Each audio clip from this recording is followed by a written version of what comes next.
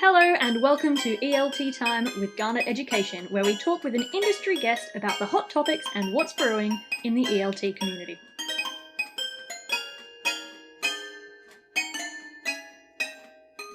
Okay, hi everyone. Welcome back to the podcast. Today we're talking about global issues in ELT, and I've got Julietta Schoenmann here to talk about it. I'll introduce myself first and then Julietta. So I'm Jazz. I'm the digital editor here at Garnet. I've worked here for about a year and a half, and I don't have a background in ELT, so everything I've learned on the job. But I am very interested in global issues and social issues, things like that. I'm excited today to hear about how global issues can be incorporated into the ELT classroom. And so Julietta works as a teacher, trainer, and materials developer on a number of projects worldwide.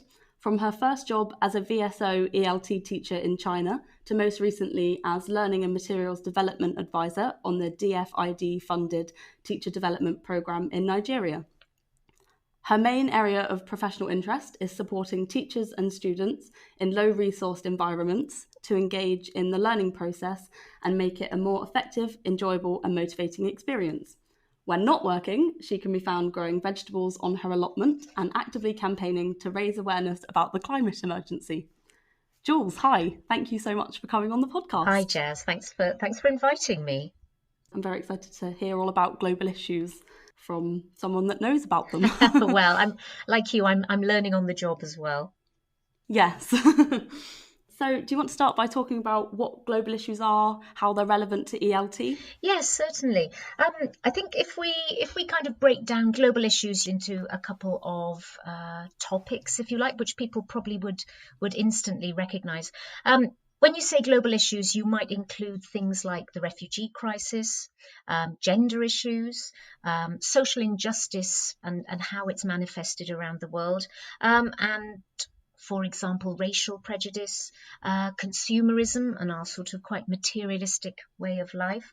And I would say at the moment, probably the biggest of all of them is the climate crisis. Yes, definitely. In terms of all of those, because obviously that's such a wide spectrum of issues, they will of course be relevant to ELT, but how do you think they can really be incorporated in ELT and into the classroom? Actually, I think they can be incorporated really easily. I mean, the beauty of ELT is that it isn't particularly a subject in the way that history or maths or biology is a subject with content that has to be learnt and applied or reproduced in exams, etc. ELT is essentially a skill. Yes, there is a body of knowledge about the language, obviously grammar, vocabulary, etc. is what you might call content. But the wonderful thing about ELT is that you can use any topics to actually practice the skill. So I think what we have is a rather marvellous situation where any of the topics I've just mentioned can be developed into activities or whole lessons or projects, which students can then talk about, they can read about, they can listen to texts, authentic texts, for example, from radio broadcasts or TV, DVDs, films that you might sort of download. All of these things are available to use in your classroom. And I think that's why, for me, ELT and global issues actually go very well together, because that there is simply no limit to what you can discuss in the classroom in an English language lesson. Yeah, definitely. I think it's really important as well, isn't it, to kind of talk about articles and snippets and things that are actually real news articles that are happening today, and actually use them in the classroom. Yes, I would agree totally. For me, what's really important is that students, I believe, need to have a global perspective on the world. Students are connected to each other like never before. And in some ways, that's a fantastic thing that's happening in our modern day world. But maybe, what they see of the rest of the world is obviously very much informed by, their own perspectives. And I guess by, the social media groups that they're part of.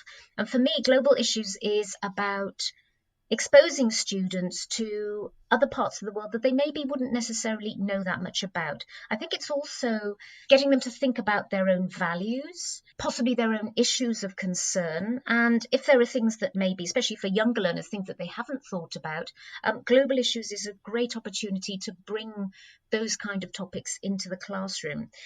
It's not just about discussion, though, or awareness raising. I mean, I really think it's important that students, once they've talked about these issues, it may evoke certain emotions or feelings in them. One thing that I think is really important to stress is the importance of empathy, and getting students to identify with either people of their own age around the world who don't necessarily have the privileges or the kind of lifestyle that they have, getting them to empathize, getting them to kind of understand why people live their lives in the way they do around the world, maybe not with the same kind of privileges, and then to give them strategies to actually do something about it. So for me, it's really important that students then think about how they might challenge these kind of injustices or particular intolerances around the world. And so I think it's important that global issues has a very practical element to it as well. So when we were talking earlier about, how might you use these in the classroom? Yes, by all means, find a reading text about, for example, possibly a natural disaster or even a man-made disaster. I'm thinking of a colleague of mine who did something on the Rana Plaza factory collapse in Dhaka in Bangladesh. Wow, where yes. over 1,000 garment workers were killed. That's something that students would probably find quite challenging. But also I think you need to include in that lesson plan something on what they could actually do. So it might be that they draft an email to the corporate social responsibility department of one of the big garment producers. I won't mention any names here. No. But I'm sure you know who I'm talking about, the purveyors of fast fashion. They might also want to come up with ideas for a fundraising campaign for the families of the garment workers that were killed. What I'm suggesting really is that you don't just leave it at the kind of the academic level, but that you bring the practical element into it. Possibly because I've been in my personal life, I've been an activist for a very long time, and I love discussing things too. I'm sure my friends would bear that out.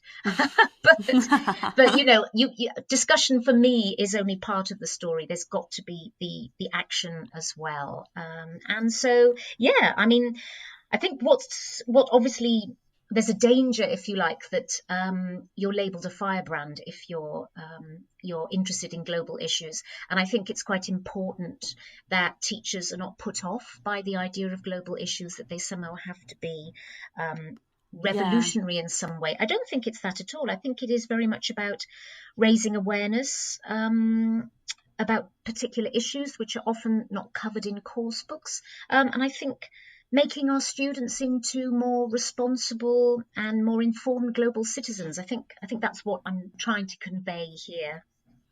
Yeah, that's really interesting, what you said about getting the students to understand and really empathise with people that will have just completely different life experiences.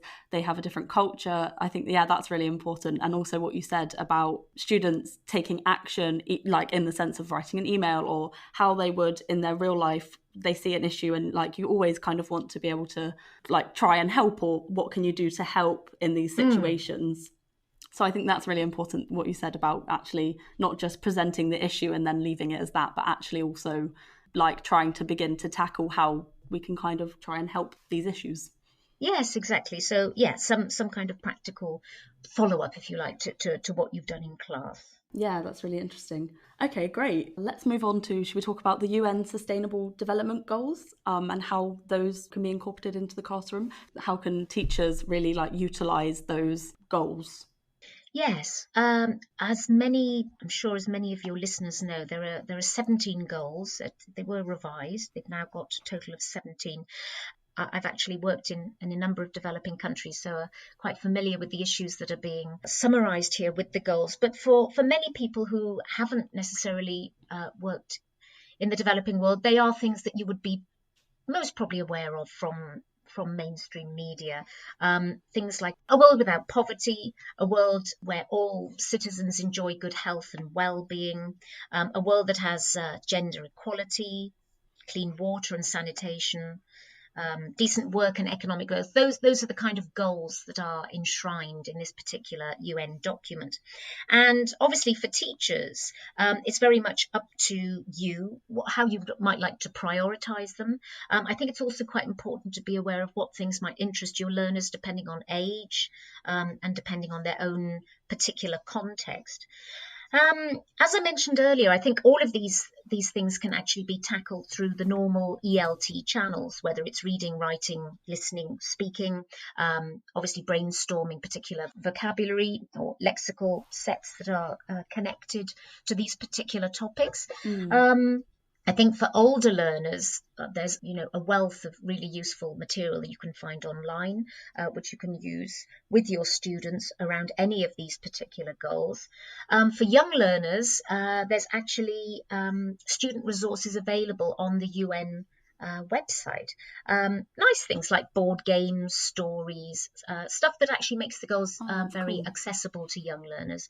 So for teachers who are interested in these, there's certainly no shortage of ideas and activities that they can use in class. Great, that's really interesting. I really like the idea of the board games. That's still fun as a 24-year-old. Right. We all love board games. That's great. Okay, so moving on from that, do you think there are any topics that should be avoided in the classroom? Yeah, I mean, I think this is very much down to individual teachers, simply because, as a teacher, you know your class best, you know what interests them. And I think much of that is key to selecting the right topic. I think given my own teaching situation at the moment, I don't think there's any topic that I wouldn't actually use in class. However, I know certainly very well that there are topics which are, extremely sensitive in other countries.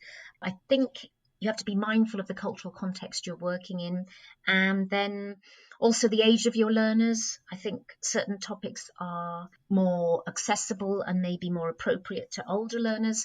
But, I mean, that's certainly not to say that younger learners can't also engage with them. I'm thinking along the lines, very young learners, it can be framed in terms of how they relate to each other. So a global issue, we call it global, but of course it's as much related to the local context as it is to the international one. So for young learners, maybe just thinking about how they treat each other, again, the empathy factor, if you like. Yeah, understanding of each other, understanding of each other's differences, celebrating diversity in the classroom. All of those things I think can be done, with much younger learners. Having said all of that, just thinking now, the world isn't going to change, and students' values are not going to be kind of broadened or their own prejudices challenged if you don't bring those topics into the classroom. So again, I wouldn't want to be the person who advises teachers to introduce, something which is actually going to end up with them losing their job, for example, or causing a lot of parents to get extremely angry. I think teachers just have to make up their own minds. I think, interestingly, what I've noticed when I was working with the Global Issues SIG is that a lot of teachers just are put off the global issues topic and won't necessarily introduce them into their classrooms simply because they think students will be bored. Oh, wow. I completely disagree. Yeah, well, that's right. So do I. But you obviously have to see where teachers are coming from, and that many may feel that the topics are just too serious or too depressing, and that students, will be they will switch off, if you like, if the teacher sort of introduces something like that. We've all had our own experiences with students, of that, unit 5 of your course book on the environment, and some students love it and some students don't. But there's a danger that kind of response is possible for any topic that you have in your available course book. Yeah. But I think maybe global issues, the topics themselves have a particular reputation, if you like, for being quite heavy. And my own experience and those of my colleagues in the Global Issues SIG is the very opposite, which is that students, they do want to talk about these things.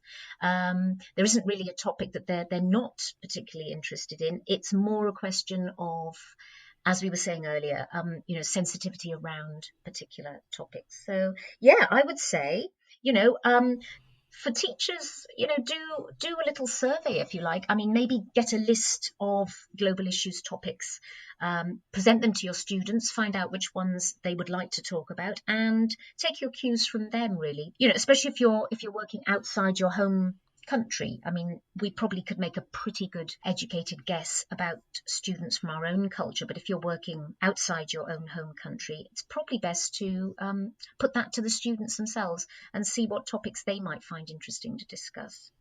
That's really interesting. I like that, putting it to the students and seeing what they'd like to learn about. Okay, great. Is there anything else you'd like to talk about or discuss surrounding global issues in the classroom?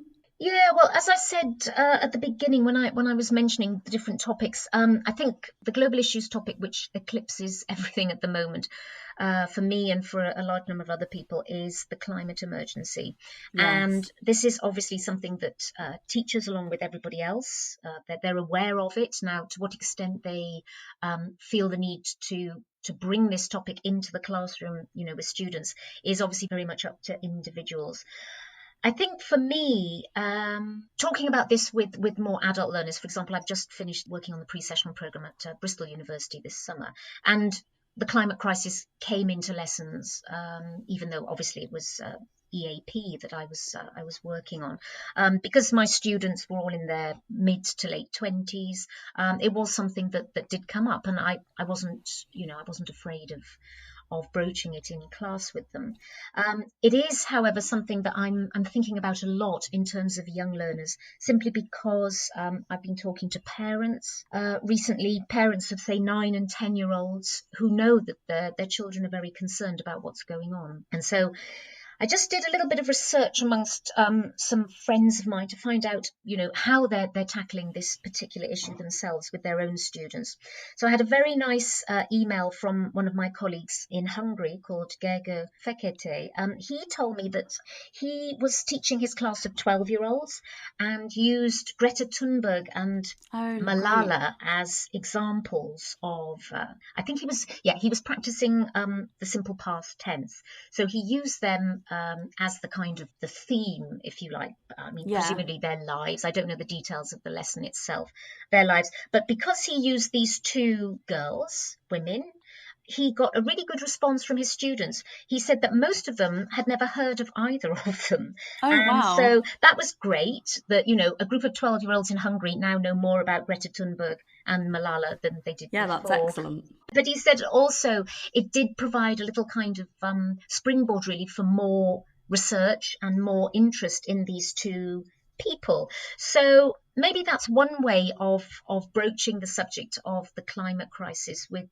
much younger learners, really, is through a kind of personalization of particular people involved. And of course, Greta Thunberg, because she is only 16, I mean, that's a great opportunity, if you like, for younger learners to identify with somebody more their own age. Yes, definitely. Yeah, so that was interesting to find out what he might be doing. I also did a little bit of research myself and found an interesting article which was written by a psychotherapist actually based at the University of Bath, just down the road here. She was thinking very much about how much you sort of tell children and how much you actually listen. And her conclusion really was that listening is really important.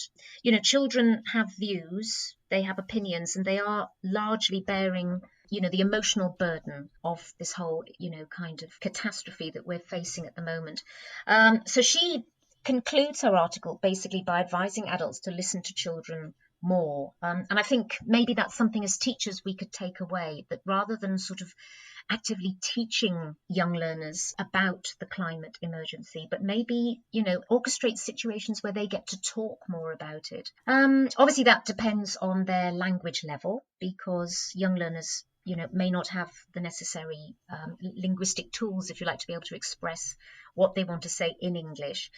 She actually had a very nice activity, which I think maybe is something that teachers could try. She actually asked the children, as part of her research, to personify climate change. Oh, She asked them wow. to see it as an animal and to give it a voice. And she said, if climate change could talk, what would it say? And she was quite, I think, possibly surprised and a little bit taken aback by the main emotion that came through with these kind of animals, if you like, talking about climate change was anger. It was the most common emotion. Oh, wow. That surfaced. So as a technique, it's something that maybe teachers could try with their students, but again, as a teacher, are you prepared, and do you have the skills to deal with the possible emotions that it might raise? So this was an interesting article. I think there's going to be a lot more time and research given over to this, simply because if what the scientists say is true, then this is going to be very much a defining feature of our futures. Yes, definitely. That's really interesting, that activity. It kind of comes back around to what we were saying earlier about like understanding and empathy, even in terms of like understanding that climate change is real from like a young person's perspective, and kind of giving it a voice and like being able to empathize and understand what's happening in that way. Yeah. I find that really interesting. Yeah, me too. I would like to know more about what she's discovered.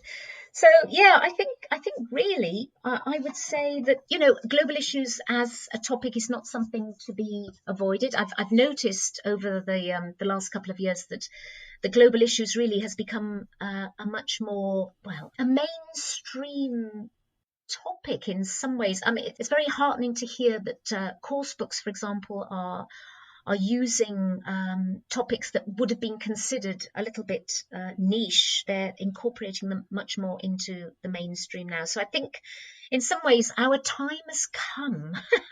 I think there was a time we are ready.